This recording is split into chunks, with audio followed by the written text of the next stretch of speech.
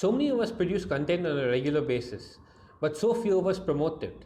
Our content is always lying in waste with too few people reading it. So I'm going to talk about 11 ways that you can amplify your content.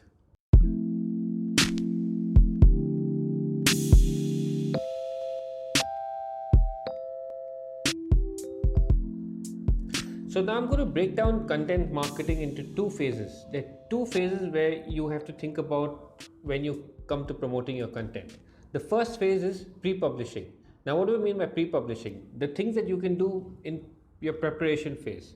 So now you have to realize one thing, that when you're promoting content, you have to think about who's going to promote it for you. And ideally, if you want your article to have the widest reach, you want influencers in that topic that you're talking about to spread the word. So, potentially, the first thing that you could do or should do, this might not be possible for every article, but it should be possible for some, is influencer grooming. Now, what do I mean by influencer grooming? Influencer grooming is where you try to attract the attention of potential experts or influencers in the topic that you're writing about. And the first thing that you could do is ego bait. Ego bait is where you mention them in positive light or even negative light, but hopefully positive light, where that you are attracting their attention and the attention of their fans, their followers, and you can attract a lot of attention that way. The second thing that you could do is do a roundup. Ask multiple experts for an input or their opinion on the topic that you're writing on. Once you do that, you can then follow up and tell them that you've written this article mentioning their inputs, and they would be glad to mention you or link to you in their blog posts or even share you on Twitter or Facebook. And maybe the last thing that you could do with influencer outreach is collaborate with a certain well-known expert who has an agenda, maybe that he wants to promote. He has a program, he has a course, he has an event he wants to promote. Maybe your article can build up to something where you're helping him promote his event, and you are in return getting exposure from his following. So I think it's a smart thing to do. It might not be possible for all articles. That's why I mentioned that it's something that you can do sometimes once in a while, and that's a good thing to keep in mind. So yeah, keep that in mind. Influencer grooming, influencer outreach, and these relationships that you build can help you go a long way in all future articles that you go publishing. Now, before you publish, again, I'm talking about a pre-publishing phase. A little bit of SEO. You want to do your keyword research. You want to identify a potential target term, at least one, if not a couple more, and then optimize your article for that word. Because you don't want to not optimize for any word and hope that Google will discover it for some term. I think the smart thing to do is try to identify potential, even if it's long tail or however long tail. Just think of a search term that people could want to search for something that you're writing about. And that is a word, no matter how short or how long, but try to optimize for at least a few words. So once you've got that basics, that in this pre-publishing phase, then we move on to what you can do post-publishing. Now, post-publishing is, there are many things that you could do after you've published your article. Now, the first thing, I'm going to go stepwise. These are things that you can do literally step by step. The first thing that you can do and should do is internal linking. Now, what do I mean by internal linking? You have many other pieces of content. You have many pages on your site, and you will invariably find at least one, if not many more places where you can internally link with the appropriate anchor text, keeping the target keyword that you have in mind. Remember the previous step, I told you about keyword optimization. Now, when I mentioned keyword optimization, I'm hoping that you figured out at least a few terms.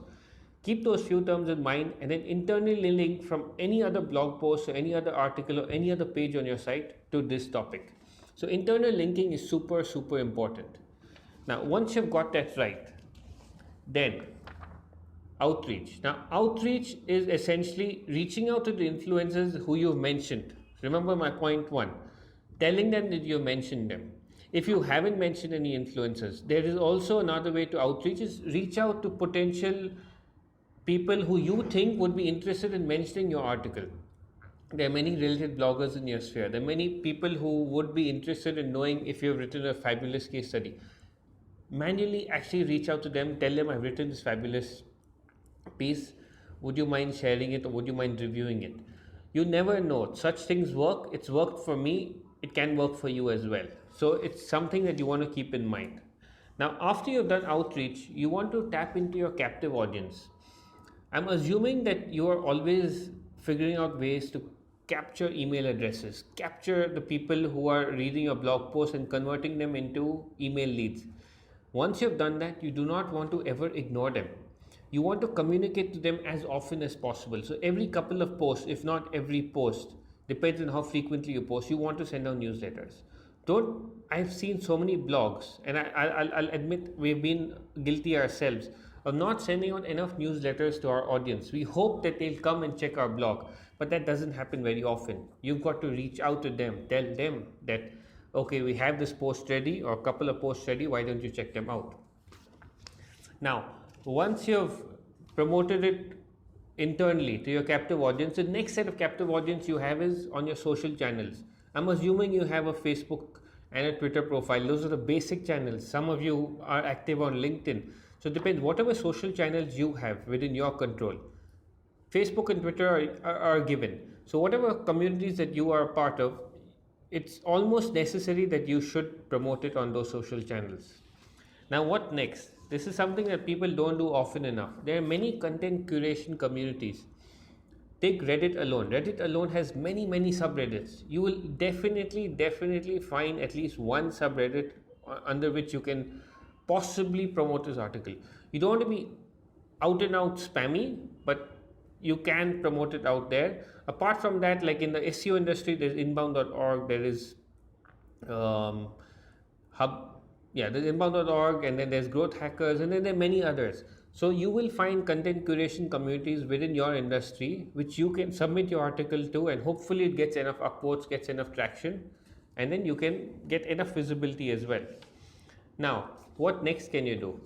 This is something very few people do.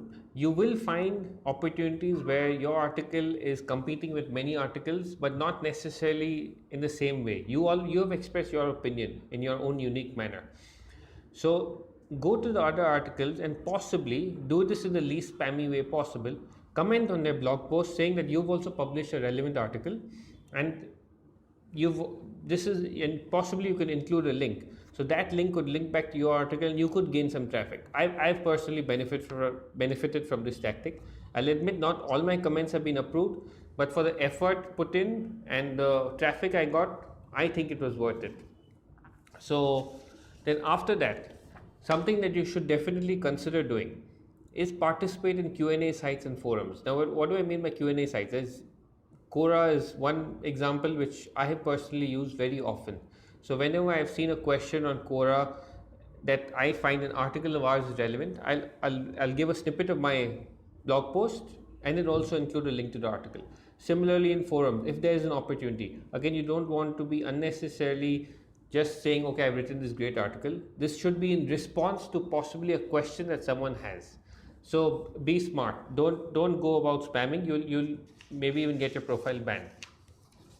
Then, if your article you think has possibility of gaining wide traction, you do want to consider paid promotion.